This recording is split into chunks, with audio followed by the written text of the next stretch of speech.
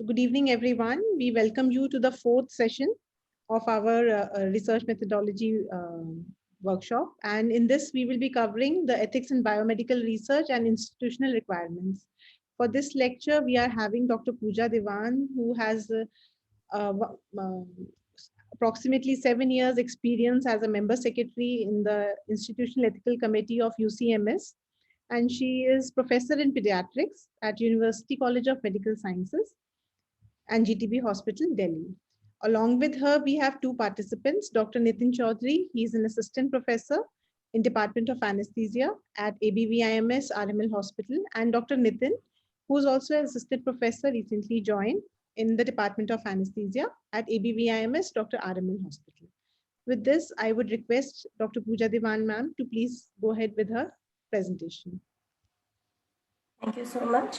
So we all know that ethics is integral to any research methodology workshop, and ethics is also an integral component of any research that we do. So today we will be through the basic principles of research, as well of ethics in research, as well as what are the institutional requirements we need to have for conducting any research in an ethical manner. So just a broad outline of the history of Ethics Committee in India. It started as early as 1980. It was almost in sync with the Belmont Report, which came out in 1979 and was an international policy or recommendation for ethics. So the ICMR was not very far behind. And thereafter, we had a revised statement in 2000, another in 2006, a recent one in 2017, and during the COVID pandemic, ICMR again came up with revised guidelines for doing research during the pandemic. Apart from this, the good clinical practice guidelines that we follow when we do research are in sync with the Schedule Y, the Indian GCP guidelines. And in 2019, the new drugs and clinical trials rule came out, and we all need to be abreast with that as well. Today, we will be focusing only on the ethical guidelines, and the good clinical practices can be taken up in another session, because that's again a very vast topic and should be covered separately. What we wish to highlight here that the ICMR came out with a clinical trial registry in 2007, and we do know that all research, at least clinical trials, need to be registered prospectively. And in 2012, it also made it mandatory for the Ethics Committee to get registered with the Central Drug Standard Control Organization, that is CDSCO. And recently, it has also made it mandatory that all Ethics Committee need to get registered with the DHR. For this, they have to log into the nethic.gov.in site. And again, it's a registration of the Ethics Committee with the Department of Health Research of the Government of India. These are what the booklets of ICMR which have come up over the years. The pink booklet, which came out in 1980, and the recent ones in 2017. As you can see that there has been an evolution, not only in terms of the content, but also in terms of the title. So while earlier we were referring to participants as subjects, you will realize that recently they have shifted the nomenclature, not recently, in the year 2000 itself, it was still human subjects, and in 2006, we no longer use the word subjects, for it was considered derogatory, and they are referred to as participants, because they are the stakeholders in research, and you have to have their participation in research rather than using them as subjects. So we have to be careful how we use words when we write research protocols, and you should avoid using the word subjects. Now, there are four basic principles of the ethics that need to be followed. There is the principle of autonomy. Then there is the principle of beneficence. That means the research must benefit the participant as well as the society. Non-maleficence, that is, you do not have to harm the participant in any way. And justice.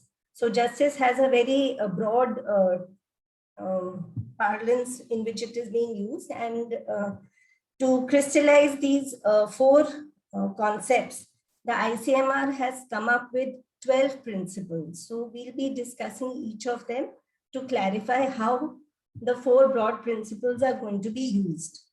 The first one is essentiality. Now, that means that if you are including someone in research, it is not just merely that you need a participant, so you're going to include him. It has to be justified. So why that particular cohort is going to be used as your research participant needs to be justified, more in terms of populations who are vulnerable. So if a group is included in research, the research question must be such that only that particular group by inclusion will answer that question. For example, we could have a question on efficacy of COVID-19 vaccines in children, and the question can only be answered once children are recruited in that study.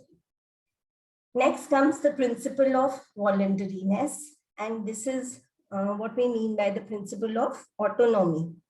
So the research participant or the patient, if you are using patients, has a right to participate in research as well as withdraw at any time he wants without his non-participation affecting his treatment, his care, or having any kind of adverse impact on his further treatment. So this is what we mean by voluntariness, and to ensure that it is voluntary, all research protocols have an informed consent documentation. So we have an informed consent process wherein the researcher and the patient or the participant are going to sit together, and it's going to be a shared decision making whether the patient wants to participate, what are the risks, what are the benefits for him. Everything has to be spelled out, and then only the decision has to be taken. So we will also come across the terminology assent, which is used for children. And for children older than 7 years of age, not only their parents are going to consent, but also the child has a right to understand, because we believe that he has a cognition and a maturity to be able to understand research. So once he's 7 years old, he's going to decide whether he wants to whether he wants to participate in research. For this, we have an assent document. For 7 to 12 years of age, verbal assent is enough for the child, and he does not have to sign, and only his parent can do that.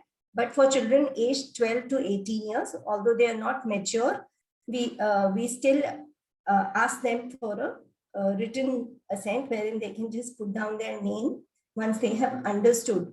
But obviously, the language has to be very simple so that he's able to understand. So the maturity level of the child has to be kept in mind.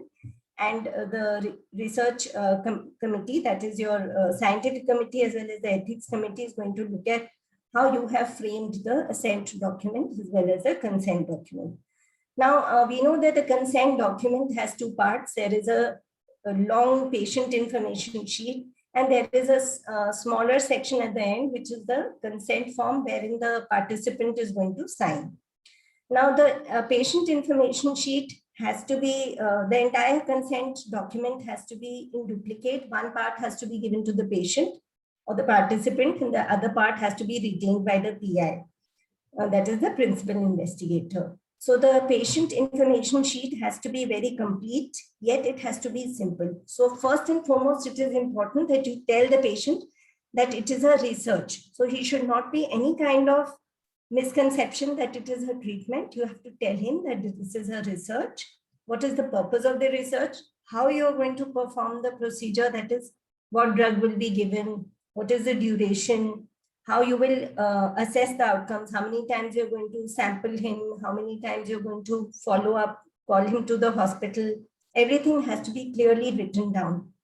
Additionally, whatever risks and discomforts the patient is likely to face, you have to spell it out, even if it is a rarity and you may see it in less than 1%, but these should be written on the consent or the patient information sheet. The benefits of participation should also be there. Additionally, you have to give a statement wherein you have to assure the participant that even if he withdraws from research, he will not be subjected to any kind of harm and his treatment is likely to continue in the same way as before.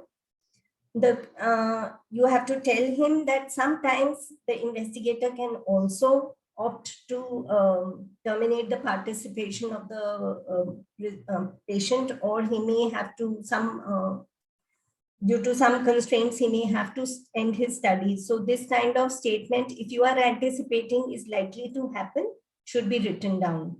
Additionally, any compensation which the patient will be entitled to, any remuneration which he will get for loss of his wages or the time or the travel expenses that he's going to incur by coming for this study or in the follow-up visits, has to be clearly spelled out in the patient information sheet. Any ancillary care that you're going to offer him, such as any counseling or any side effect treatment that's going to happen, or any other, suppose you have a geriatric clinic, you can offer the patient, if you have a geriatric cohort, that they can come for other problems also to the geriatric clinic. So this has to be spelled out, because it should not be an inducement. And this is what the ethics committee is going to look at, that you're not forcing the patient, you're not coercing him to definitely participate in research. And it should not be undue inducement. That is, you're not going to give him gifts so that he participates. This is especially for the vulnerable cohort, socially, economically challenged people, where they're likely to, get the lucrative statements of offering them money or some gifts. Those kind of things have to be totally avoided. Additionally, the confidentiality and privacy of participants is going to be ensured. You're going to publish and you're not going to disclose the identity, has to be spelled out. And in case any problem the patient or the participant faces during research, there is a grievance redressal system wherein he can approach the PI, he can approach the secretary of the member secretary of the ethics committee or the chairperson. So the contact numbers have to be mentioned. And these are the people whom he can meet in case of any grievances. This appears to be laborious and it appears to be extensive, but that is how it is, and there are no shortcuts to it. But the language should be simple, it should be complete with all the elements, and it should be clear. Now, when we talk of types of consent, you could have in most of the cases, there is a written consent. So this is something which is almost always there. Recently, during the pandemic, we have had electronic consent, online consent as well. However, prior approval of the ethics committee is needed.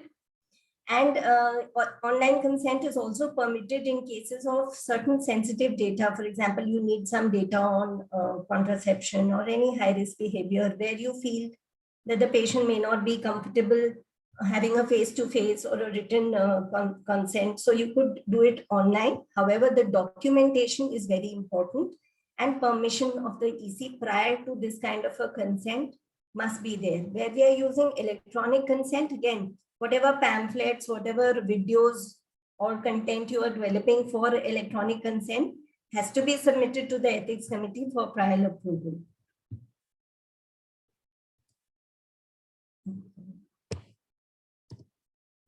Now, there are certain prerequisites for consent. First and foremost, that it has to be obtained before starting the study. You must ensure that the consent is understood by the participant in case he is illiterate or in case he is physically handicapped. You will need somebody who is literate and is impartial witness. In case of children who are unable to comprehend the intricacies, parental consent would be needed. In case of terminally ill patients, unconscious patients, you can have a legally authorized representative for giving the consent. And you also have to ensure that you're giving enough time to the participant to understand the research, and the language used should be simple. In case of terminally ill patients, we said that we need a legally authorized representative who will be giving the consent on his behalf. But the EC has to ensure that there is no therapeutic misconception. That is, you are offering a terminally ill patient, suppose a new drug, but yet the efficacy is not known. So you will have to write it in such a way that it is clear that what are the chances that this drug will be successful, and in no circumstances you have to make the patient believe that he's going to get well by just participating in research. So the statement should be clear. So how much chances of improvement, how much chance of failure, that has to be spelled out. This is just anticipation. Obviously, there is no guarantee, but whatever is the expected outcome needs to be spelled out.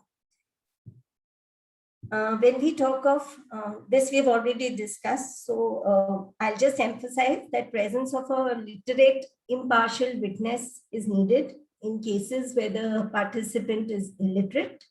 And in case of physically disabled patients, participants who cannot sign, who cannot document in writing the consent process, there you can simply ask them to put the thumb impression, and you will need a literate impartial witness to also be present and document the same in your consent form. Now, consent in children is very important as well as can be tricky. So I will start with an anecdote. Now, these are two dolls that we see on the screen. These have been called Raggedy Ann and Andy. And actually, they were given by the artist Johnny Gruelle. He had a daughter, school-going daughter, who was 13 years old. And she was vaccinated in school for smallpox without his knowledge. And he emphasized that he was the father and consent had to be taken before vaccinating his child in school. And actually, this became a symbol of anti-vaccination as well as lack of parental consent. So whenever you do research, even if you are recruiting children from school, although your permission from the school head or the institutional head principal is mandatory, but you cannot do away with parental consent. So parental consent is very, very important in case of children. So sometimes, most of the times, if the study is just a low-risk study or has very minimal risk, we can do away with consent from one parent. However, if the risk is more than minimal or high risk, or if there is a research which involves the fetus, consent from both parents is mandatory. If the parent is mentally unsound, is no longer there, is deceased, is incompetent, or is not available, or maybe if the parents are separated and legally divorced, then in those cases, only one parent can give the consent. There is an option of waiver of consent by the parent if the study research involves child abuse or child neglect. So these are the conditions where you can opt for waiver of consent. But again, you will have to apply to the ethics committee for this waiver, and you simply cannot just not take consent. So first, prior permission from ethics committee is always needed. Now, in case of biological materials, where with the possibility of commercialization, the example of Henrietta Lacks. Now, we all have heard of HeLa cells, and we know that these are have been used commercially, not only for production of so many vaccines, but also anti-cancer drugs.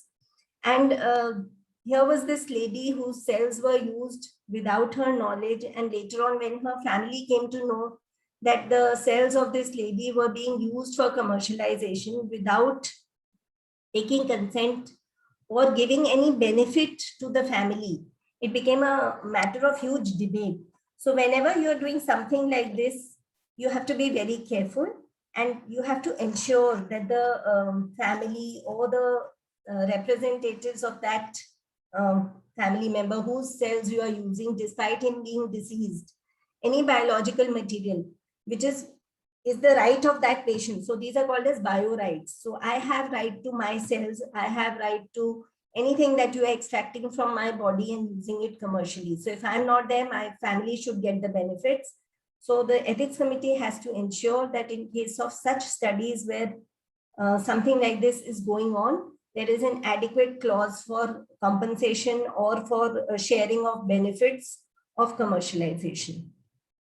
Now, in certain special situations, consent has to be taken in a specific way. For example, if you have a research in pregnant women, then the consent needs to be taken from the spouse as well, except if the pregnancy is the result of probably a sexual assault or rape, you can do away with this. In case of genetic research, which is being carried out over generations, you have to re-consent from every generation. Now these generations are going to be secondary participants in that research. So not only the primary participant, but subsequent generations have to be consented. In case of community studies or tribal, if you're doing some research on tribes, or you're doing school students, you're taking them as research participants, then permission from their heads is needed in addition to consent from the individual. In case the patient does not speak English, you cannot do away by not including them. So in that case, the consent must be designed in a language which they can understand. So you could use Hindi if they are Hindi speaking, or Bengali, or whatever region you are choosing your participants. So there is a mandate that it must be, the consent form must be available in both the languages, the English language as well as the language in which the participant is familiar with. So that is actually a part of justice. So justice means everybody has to be part of research, benefits should be shared by all, and you cannot simply deny somebody participation because he does not speak English. Electronic consent, again, just to reiterate that all this process must have prior approval from the ethics committee.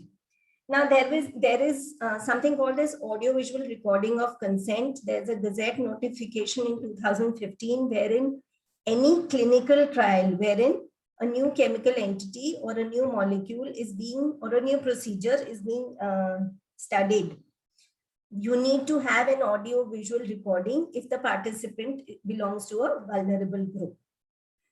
This only applies to regulatory trials. In case of academic clinical trials, as we do for thesis, there is no need for an audio-visual recording.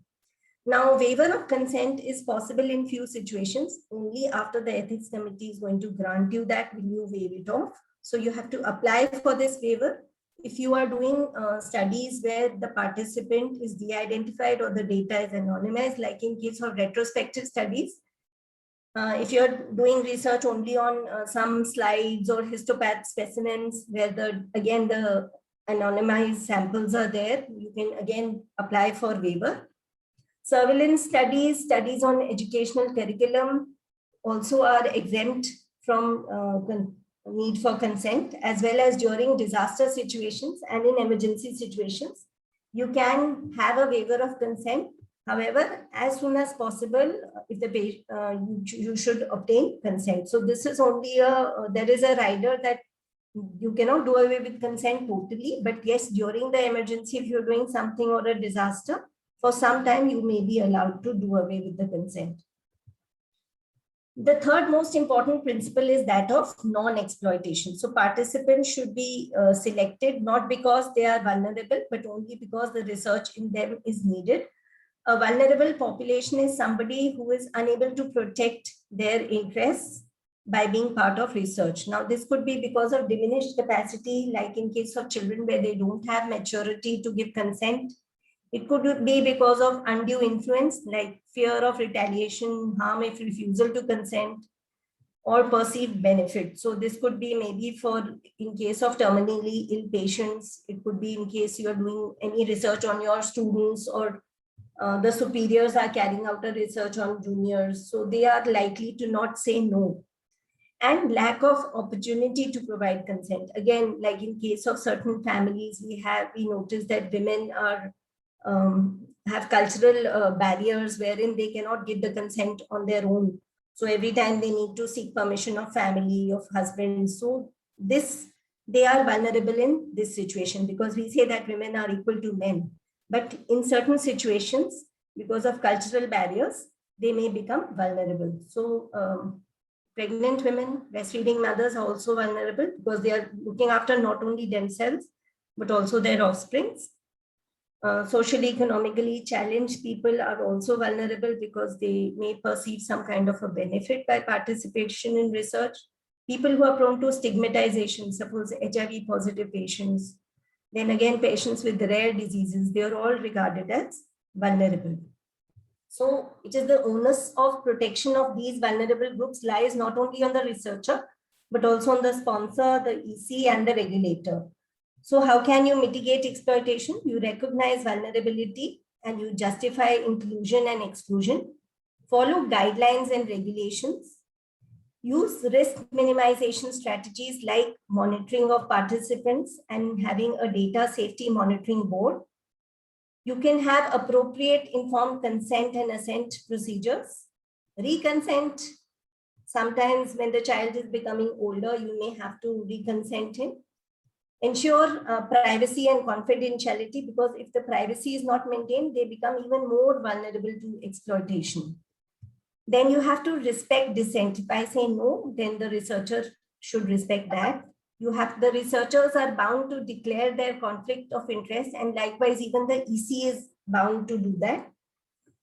Relevant permission from relevant authorities is also needed. Suppose you're doing a research on HIV, the DSAC's mandates, the Delhi State Aid Control Society mandates that prior information to them and permission from their research cell is also needed in addition to your ethics approval.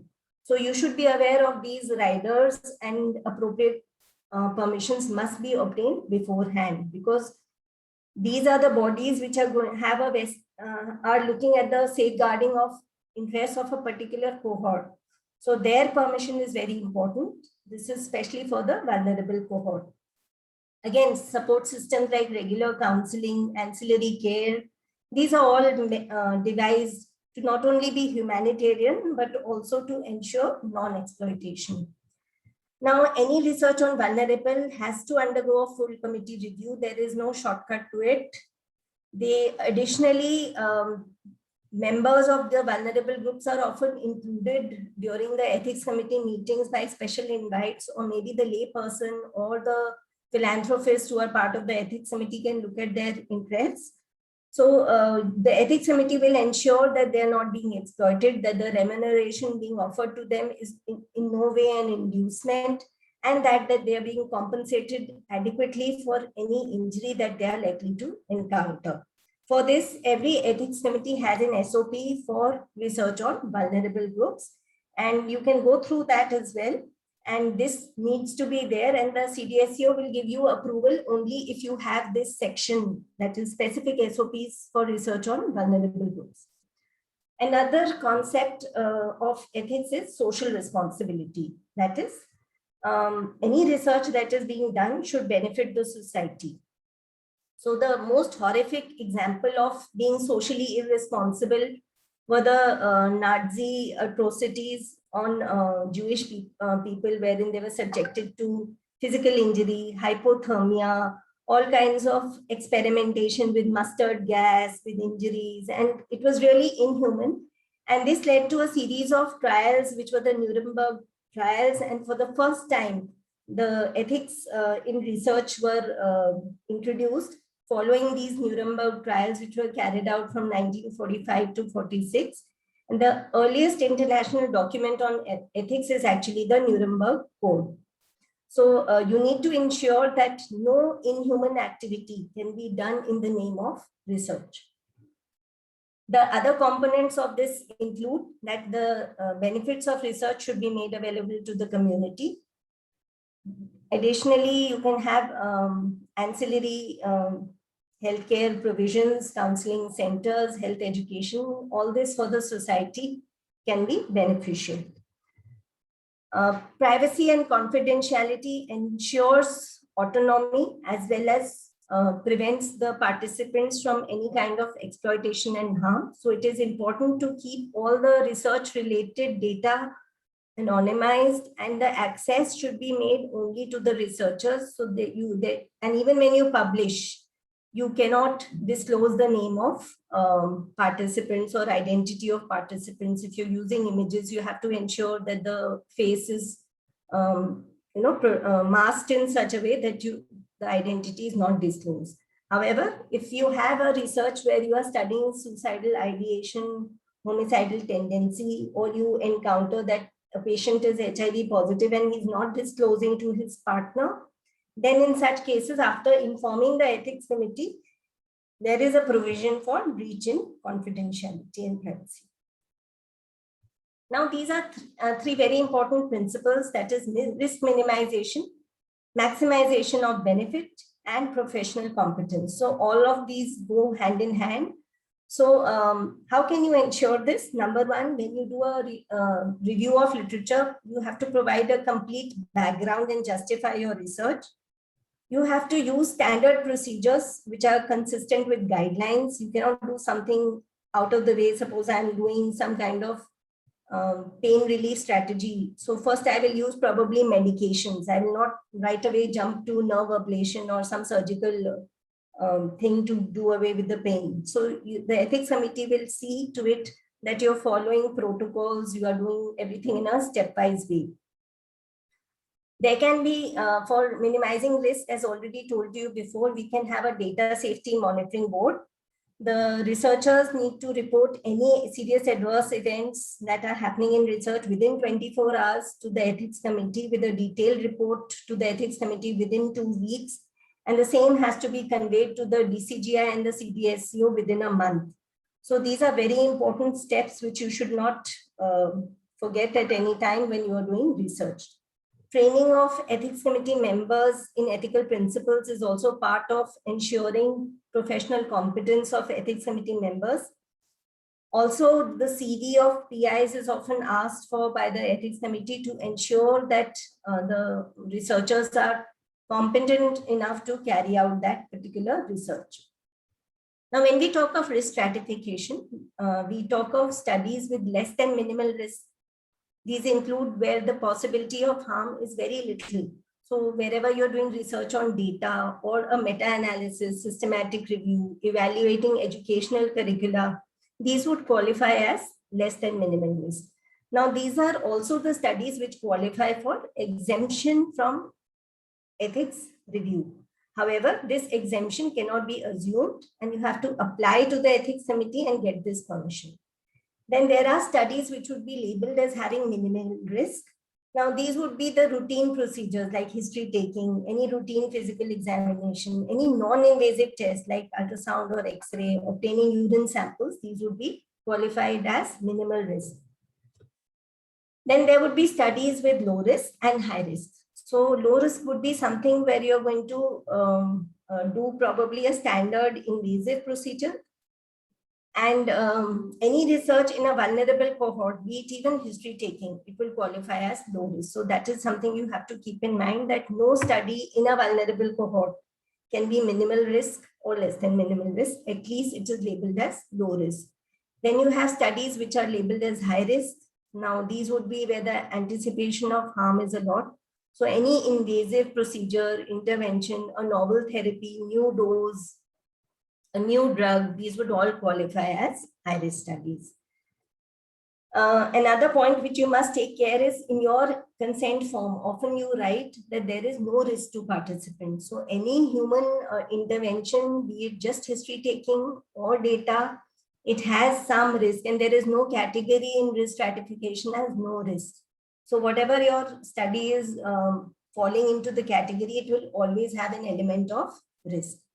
Now, there are four kinds of reviews that the ethics committee would do. It would do a full committee review. This is usually for the high-risk studies. Then you have an expedited review for the studies which carry minimal risk. Herein the committee will form a small subcommittee and they can do an expedited review. All COVID-related research has been qualified as for expedited review, but any expedited review has to be approved later by the full committee review. Exemption for review, again, we said studies with less than minimal risk, like you're evaluating educational curricula. So this we've already told you. And there would be something which is like an ongoing or a continuing review, wherein any side effects, any problems that you're encountering during research are going to be reported to the ethics committee, and the ethics committee is regularly going to monitor them. So I'm going to skip these slides because this I've covered. Next, we come to the important principle of having institutional arrangements. So every ethics committee is there. The institution must have an ethics committee for human research as well as research in animals. So you will have two separate committees in the institution. Additionally, if your institution is carrying out research on stem cell or genetics, you could have separate ethics committee for evaluating research on these specific subheadings. The presence of a research project advisory committee or a scientific committee is a prerequisite. So all studies must first be evaluated by a scientific committee. Once they are vetted, found appropriate, they are then submitted to the ethics committee. So this will help you to improve your protocol, ensure greater safety of participants as well as researchers. Now, in certain situations, the ethics committee, the institution may not have its own ethics committee. Herein, it can collaborate with the other institutions which have a registered ethics committee, or it could also apply to the central ethics committee of the ICMR. And there are few independent ethics committees as well, which are registered, and you could approach them for approval of research projects. Now, the institutional head is usually the one who will form the ethics committee. He will draft lay down the SOPs of the ethics committee. But he has to be ensure that the ethics committee is working independent and he is in no way influencing decisions of the ethics committee. So he is the overall authority. He will be handling any disputes that are referred by the ethics committee to him. He will be drafting the SOPs, but at the same time, the working of the ethics committee has to be independent. The institution must provide training opportunities to faculty and students. It should have an institutional purpose, because for academic research, if PGs are doing a research and the patient is having any serious adverse event and there is a need for compensation of them, then where does that money come from? The resident or his supervisor is not going to pay for it. The institution will have to pay for it. So the institution must have a funding, a budget specially allocated for research. The institution also has the onus of having a research office, the space and secretarial staff for the ethics committee. It should also have the principal or the institutional head also has the power to ensure that post research, if there is any publication and there is any publication misconduct, then he will be the one who will be handling it. So he has to be there as the overall appellate authority. Now, coming to the 10th principle out of the dozen, we have the principle of transparency and accountability.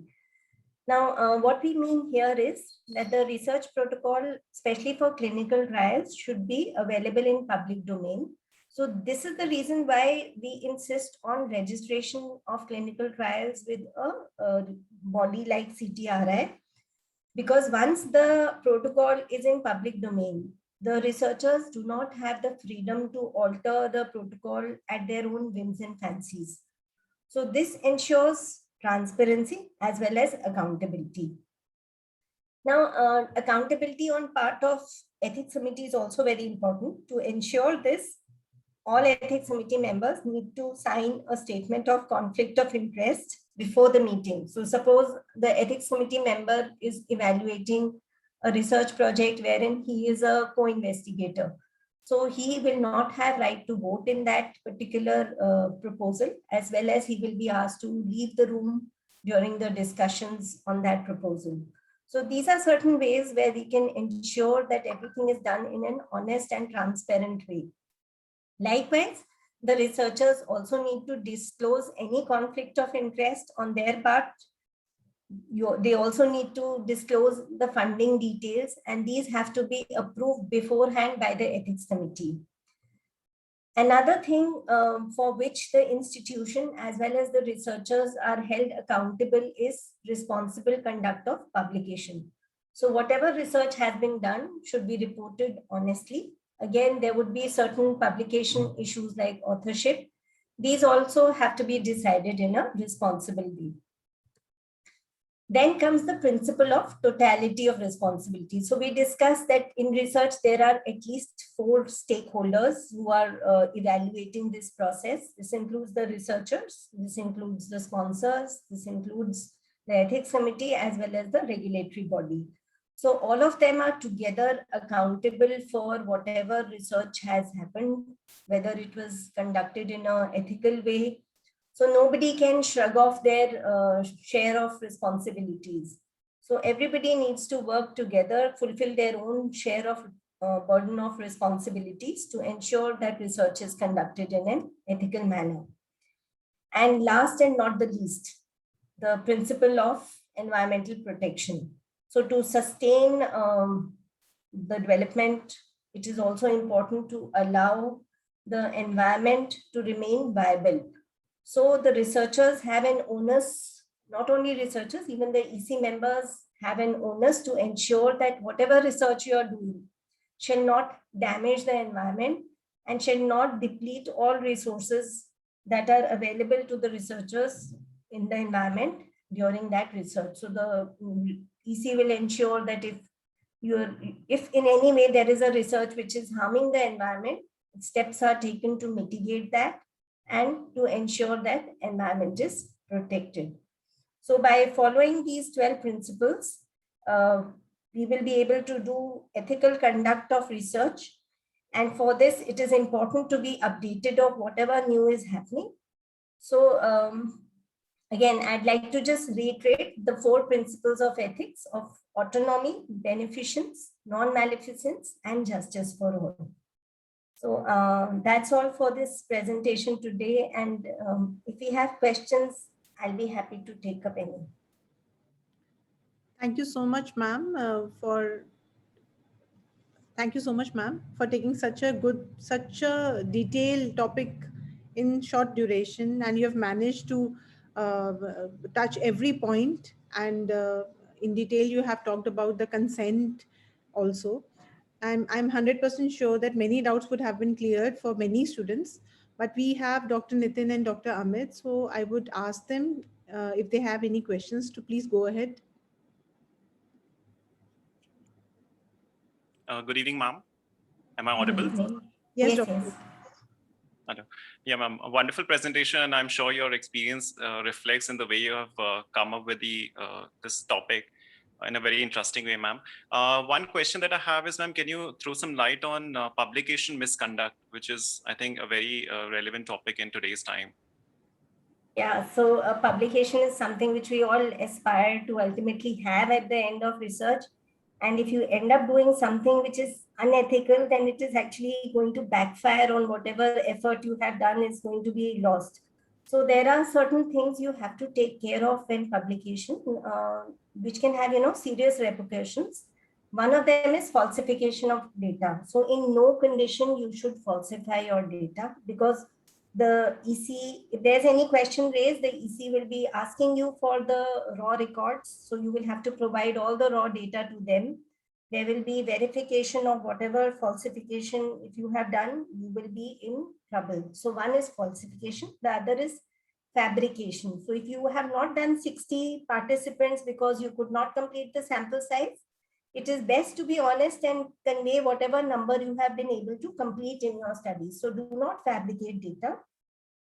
The other thing which is regarded as with a little contempt is that of duplicate publication. So what people do is, you have submitted your paper in a journal and the journal is taking a long time.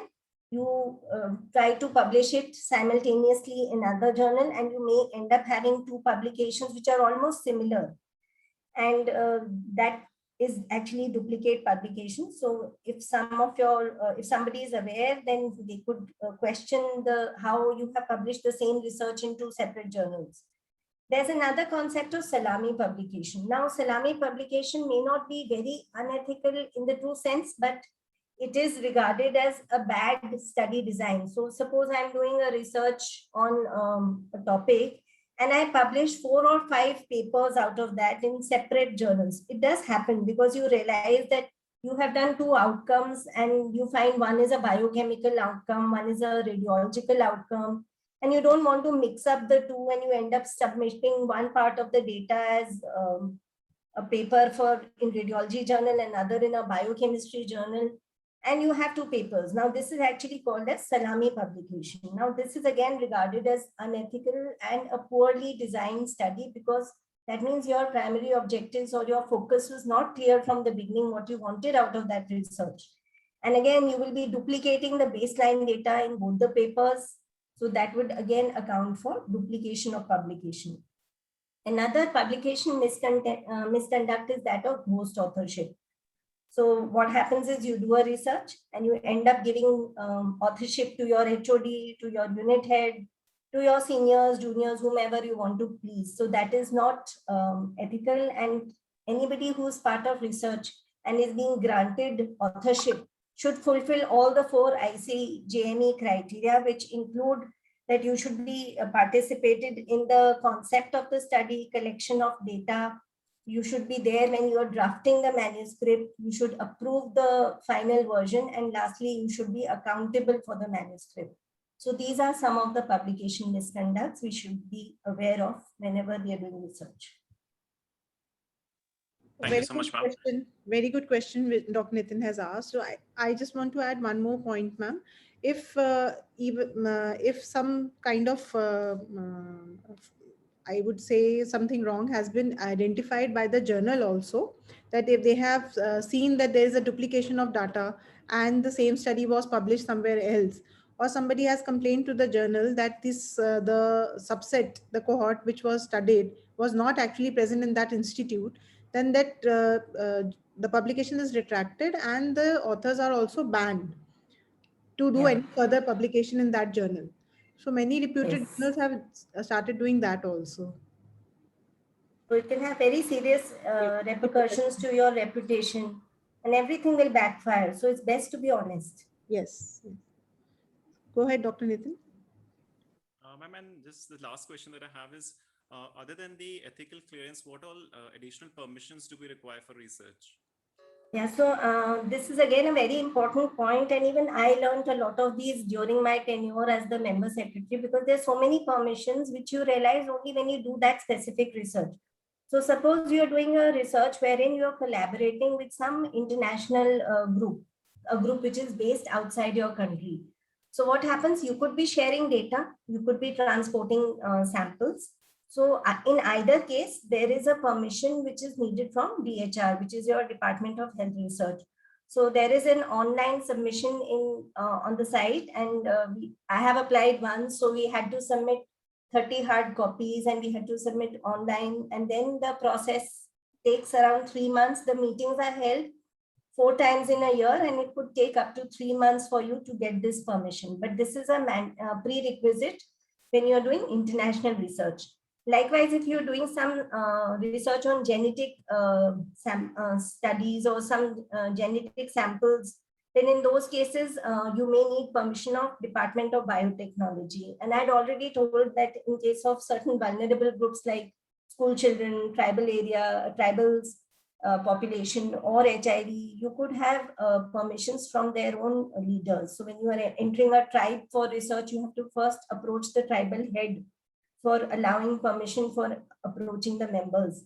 So this is to ensure that it is a smooth conduct and the participants are receptive to your research and willing to participate. It is in no way a coercion. It is only that everything is carried out keeping their cultural nuances in mind and ensuring that their sensibilities are not harmed by your research. Thank you so much, ma'am. Thank you.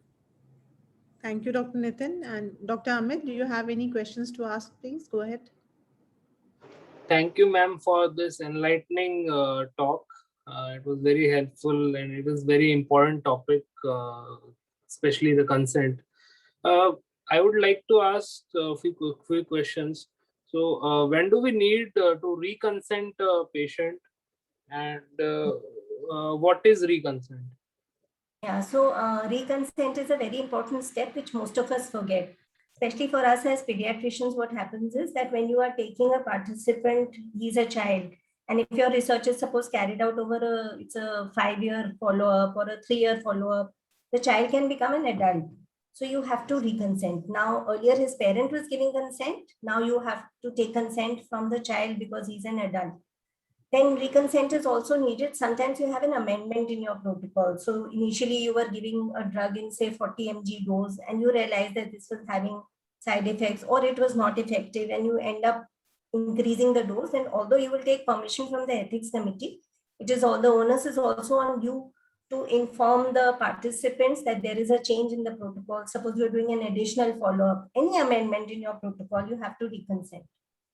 So these are certain situations where you have to reconsent. Thank you, ma'am. One more question about DSMB, what is Drug Safety Monitoring Board, and how is it constituted?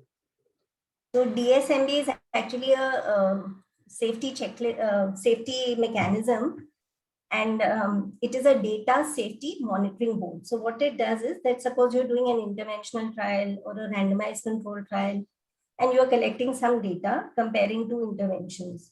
So what happens is the principal investigator can constitute an independent board. There is no hard and fast that 3 members are there or 4 members are there or 10 members.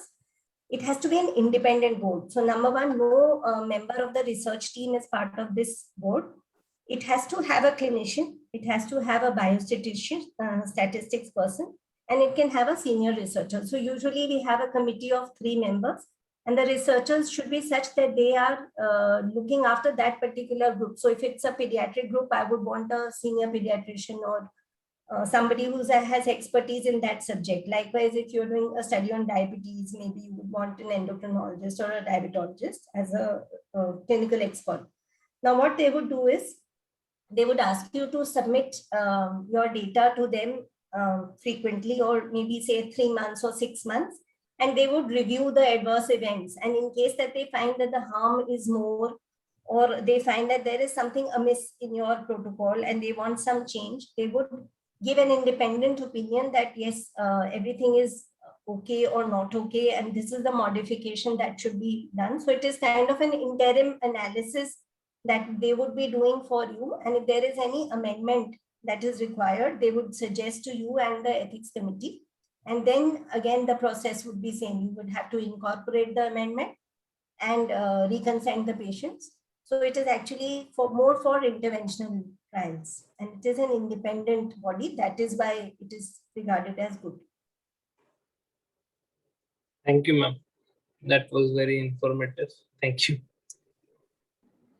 Thank you so much, ma'am. That was a very nice session and very elaborative. I'm 100% sure that whosoever listens to this session will definitely benefit and would like to do an ethical research rather than taking some shortcuts, and they would realize that taking this long route is not a problematic route. Sometimes their main hesitation is that this will take more time, or this is more laborious, or what am I going to gain about it. But now, since CTRI registration is mandatory and CTRI requires ethical clearance, so the researchers have now realized that taking an ethics consent is a part of research and it is a must thing. It is not a problematic thing at all. And with this, again, I thank you, ma'am, for your valuable time and such a wonderful Thank lecture. you so much, Dr. Achal. And it was nice interacting with your young faculty who are so interested. Yes, So ma'am. thank you for the opportunity. Thank you, ma'am.